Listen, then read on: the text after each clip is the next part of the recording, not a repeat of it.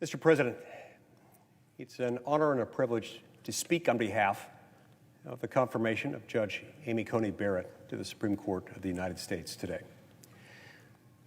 One of Judge Barrett's familiar themes, one that she has invoked in speeches when speaking about the Constitution and about the role of the federal judiciary, involves a line from Odysseus, involves a reference to the Odyssey. She says, and I quote, "The Constitution is like how Odysseus ties himself to the mast to resist the song of the sirens. He tells his crew, 'Don't untie me, no matter how much I plead.' That's what we've done as the American people with the Constitution. We've said, as the people sober appealing to the people drunk, when you're tempted to get untied, when you're tempted to get carried away by your passions and trample upon the First Amendment rights or minority rights, this document will hold you back," close quote. Judge Barrett points out a very critical matter here, an absolutely essential matter, which is, first of all, that the whole point of having a Constitution involves restraining and restricting government. As it relates to the judiciary, it involves acknowledging the necessarily limited, finite, and confined role of the judiciary. Sometimes when people refer to the three branches of the federal government, they'll get it backwards. Sometimes people will refer to the judicial branch as if it were the most powerful. This gets it exactly backwards. It was designed to be, and in fact is, the least dangerous branch of the three branches. That's not to say that it's not dangerous at all. Government generally is something that, while necessary, is also dangerous. Just like water or fire or wind or oxygen or any of the things that we depend upon for our day-to-day existence. Government, including the power of the judiciary, itself has to be managed carefully, and it has to be channeled. And if it's not, it will become dangerous. And so that's why we have a Constitution, is to restrain government, because government is force. Government is nothing more or nothing less than the collective, coercive use of force. We use it to protect life, liberty, and property. We use it to make sure that people don't harm each other and to make sure that we are protected from our adversaries within and without our borders, our boundaries. But if we lose sight of what government does and what it doesn't do, what it can and cannot do, what it may and may not do, or what any branch of the government may do, we find ourselves in troubled waters. The reason I say that the judicial branch is the least dangerous of the three is that it doesn't possess the power to say what should be, only what is. The power of the legislative branch, where we serve, is the most dangerous of the three because we've got the power to prohibit conduct. We've got the power to prescribe policy. We make the law. Second most dangerous power is probably that which is held in the executive branch. It's been made more dangerous over the last 80 years as Democrats and Republicans alike have ceded more power to the executive branch, voluntarily relinquishing the role which is uniquely, distinctively, and by constitutional mandate ours, over mostly to unelected, unaccountable bureaucrats, or in some cases, the President of the United States or those who serve under his employ. But the judicial branch possesses neither the power of the purse nor the power of the sword. We've got the power of the purse. We spend the money. We prescribe the policy. The executive branch has the power to implement, enforce, and execute the laws, hence the power of the sword. The judicial branch possesses only the power to decide what the law says. In that respect, it's operating as if through a rear-view mirror. It's not saying what will come or what should be, but what already is. What the law, as it already exists, means. In order to do that, the judicial branch has to come to a conclusion that our laws consist of words, and those words have meaning. And that in order to tie themselves to the constitutional mast, in order to make sure that they themselves are able to resist the siren call of power, and to keep each of the three branches of government in check insofar as it's their prerogative to do so, They have to check back continually and check themselves constantly with the words of the U.S. Constitution and the words of the law itself. Yes, it matters. Yes, these things are easily ignored. These powers are easily abused. In fact, they often have been abused. There are a number of reasons for this. They have to do mostly with human nature itself. Human beings, while redeemable, are flawed. They crave power. They tend to act toward those things that make them more powerful if they're already in positions of government authority. That's why it's easy to understand why from time to time the courts stray. Now, I want to be very clear at the outset. The federal court system, notwithstanding its flaws, is the best of its kind in the world. There is no judicial system anywhere in the world that I'm aware of that is as respected or as consistently dedicated to the rule of law, to interpreting the law consistently and faithfully, as is our federal court system. The Supreme Court of the United States, while it has made some very bad decisions along the way, for the most part, gets things right. In fact, it's something that may come as a surprise to many Americans, that of all the decisions that the Supreme Court decides in a typical year, in modern times, it's most common that the Supreme Court decides those questions, either unanimously or with near unanimity.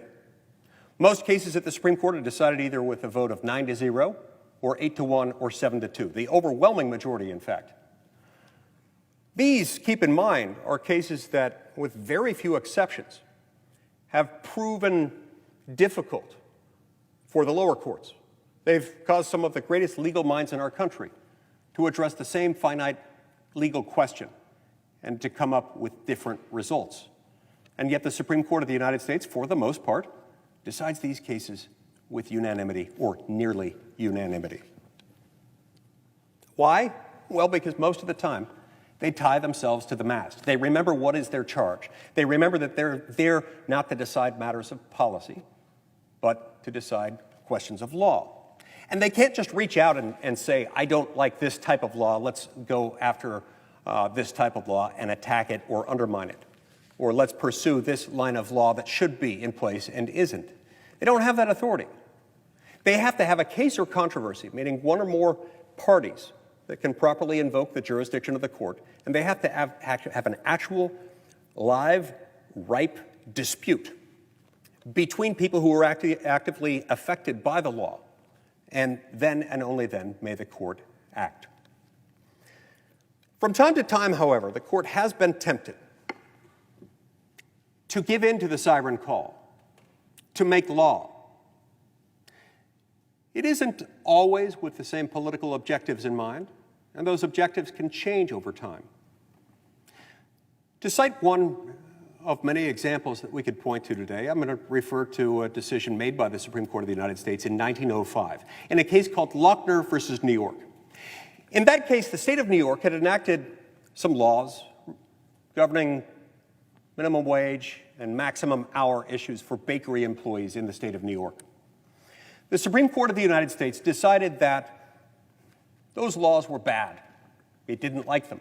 And on that basis, it said, in essence, these laws are bad, and they're so bad that they must be unconstitutional. They're so bad, and they lack any legitimate purpose that we can see. We're therefore going to deem this part of the due process protections. The due process protections that are covered by the 14th Amendment to the Constitution and allow us to impose our judicial authority on state law and invalidate that state law. The reasoning essentially amounted to that. We don't see any good reason for this law. We therefore deem it incompatible, inconsistent, irreconcilable with due process, and we hereby strike it down as unconstitutional. This, in my view, was wrong. It was a problem. It was a political dispute that was becoming increasingly common as the progressive era was gaining momentum. Conservatives in the country were losing many of these battles in many lawmaking bodies, including, apparently, the New York State Legislature. They didn't like it. And so these particular jurists, on this particular day, chose to exercise their authority as jurists to strike down that law, even though it was really a political argument they were making, even though it wasn't within their jurisdiction. So they stretched the meaning of the law. They stretched out the concept of due process so that they could declare this to be a constitutional violation. They took debatable matters beyond debate. Not only beyond debate, but they took them outside the proper realm of state law jurisdiction and outside the context of legislation and debate surrounding such legislation within political branches of governments generally, whether state or federal. They said, this is now federal. We're going to make it federal such that you can't legislate in this area because we don't like it. And because we don't like it, we're going to say that it's part of the Constitution. It's part of your due process protections. Notwithstanding the fact that due process, as the name implies, is about process. It's about making sure that you have your day in court, making sure that you have access to tools connected to fundamental fairness on procedural questions, not an outcome. So in Lochner versus New York, the Supreme Court justices untied themselves, as it were, from the mast of the Constitution. They did so in a way that was harmful and unsustainable. They did so notwithstanding the fact that there was no logical endpoint to this. It was very difficult to conceive of any question of public policy that could not and ultimately would not come before the Supreme Court of the United States if you used their standard of analysis. This law doesn't really do anything good. It's not something that's got a legitimate purpose, so we're going to strike it down. Fortunately, the Supreme Court of the United States took many years to do it. It eventually saw the error of its ways. It eventually overturned Lochner versus New York. In many instances, we ought to look back at that moment and say, we don't really want the Supreme Court taking debatable matters beyond debate. That's how political accountability works in this country. If you have something that you don't like as a matter of policy, you ought to try to change it before the legislative body in which it's properly considered. Now, if it's unconstitutional, yes, it should be unconstitutional. I'm not one who focuses obsessively on judicial activism for fear that by focusing obsessively on judicial activism, we will perpetuate the idea that really what we want is judicial passivity. We don't want either. It is just as bad to invalidate as unconstitutional a law that is in fact not unconstitutional as it is to leave intact an unconstitutional law that is constitutionally defective. Both are equally repugnant to the Constitution. Both represent an effort by jurists to untether themselves from the mast of the Constitution and from the finite judicial role. Justice Scalia was someone who was nominated to the Supreme Court of the United States in 1986. He was confirmed overwhelmingly by a vote of 98-0, if I recall. Justice Scalia was someone who, while a law professor and later while serving as a judge on the U.S. Court of Appeals for the D.C. Circuit, had acknowledged the need for judges to keep themselves tethered to the mast, had acknowledged the need for them to focus on deciding cases based on the law rather than on the basis of favorable policy outcomes. This was at once a somewhat revolutionary idea at the time, and yet it wasn't overwhelmingly controversial at the time, given the fact that he was confirmed by a vote of 98-0 to the Supreme Court of the United States. But over the next 3 decades or so, while he served on the Supreme Court of the United States, Justice Scalia revived, he restored this concept, this constitutional understanding of the proper role of government and of the proper role of each branch of the federal government, including and especially the judicial branch of the federal government. During his service on the Supreme Court of the United States, he was able to mentor a number of law clerks, including Judge Amy Coney Barrett. Judge Barrett has explained that she believes in the same line of reasoning. She believes that judges and justices need to tether themselves to the mast of the Constitution. They need to confine their role to that involves judging. And they need to not covet and ultimately try to overtake the role of the elected lawmaker or the role of the executive. One has the power of policy and the purse, the other the power of the sword. But as Alexander Hamilton explained in Federalist 78, there is a profound difference between these powers. The legislative branch, he explained, has the power of will. It exercises will when it decides what should and should not be within the law. The power of the judiciary, by contrast, involves only the power of judgment to decide what the law says. That's the kind of jurist that we need today. Now, make no mistake, this is not a conflict that involves a desire to put on the Supreme Court of the United States people who will wage political warfare within the judicial branch from the conservative side. It's not that. It's not anything close to that. In fact, it's the opposite of that. We don't want Judge Barrett on the Supreme Court to be our advocate.